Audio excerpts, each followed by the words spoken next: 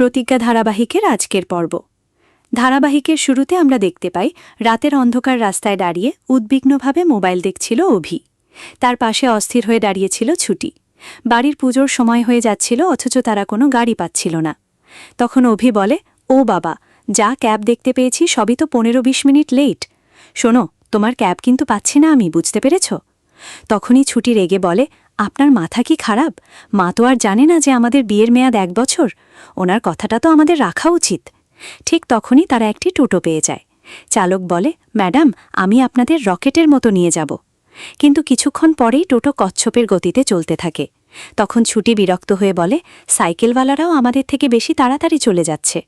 পরক্ষণেই সে চালককে ধমক দিয়ে বলে, এই যে দাদা, একটু জলদি চালান। কিন্তু টোটো আরও ধীরে চলতে থাকলে ছুটি টোটো থামিয়ে নিজেই চালকের সিটে বসে পড়ে।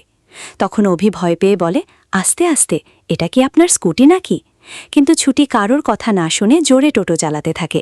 চালক ভয় পেয়ে বলে, হে ঠাকুর, বাঁচাও। অন্যদিকে আমরা দেখতে পাই রয়ভিলায় পুজোর আয়োজন চলছে। শতরূপা উদ্বিগ্ন হয়ে অপেক্ষা করছিলেন। তখন জয় তাচ্ছিল্যের সুরে বলে, বলেছিলাম না, যার ওপর ভরসা করতে নেই তাদের শেষ পর্যন্ত মুখরক্ষা হয় না।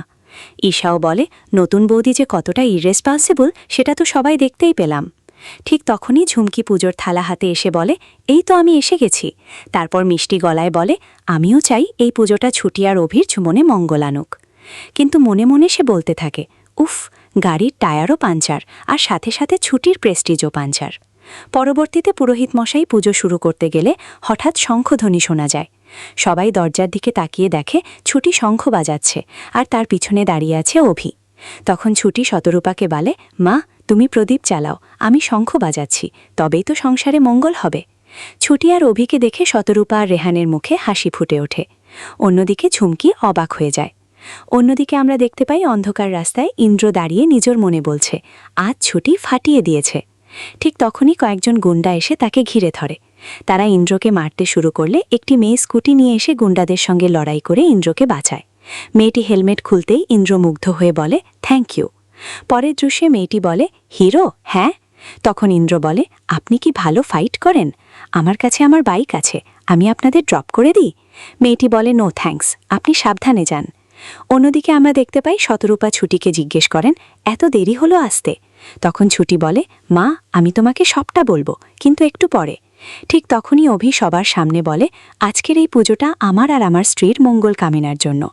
তারপর ছুটিকে পাশে দাঁড়িয়ে ঝুমকিকে দেখে বলে, আরে ঝুমকি ম্যাডাম, আপনাকে কি শান্তির জল ছেটানোর জন্য ডেকেছে? ঝুমকি তখন রেগে গিয়ে বলে, তোদের তো বাড়িতেই ঢুকতে দেখলাম না, আর চেঞ্জটাই বা কখন করলি? তখন ফ্ল্যাশব্যাকে দেখা যায় রয়ভিলার সামনে এসে অভি মাথা ধরে বলে, আমার মাথা ঘুরছে।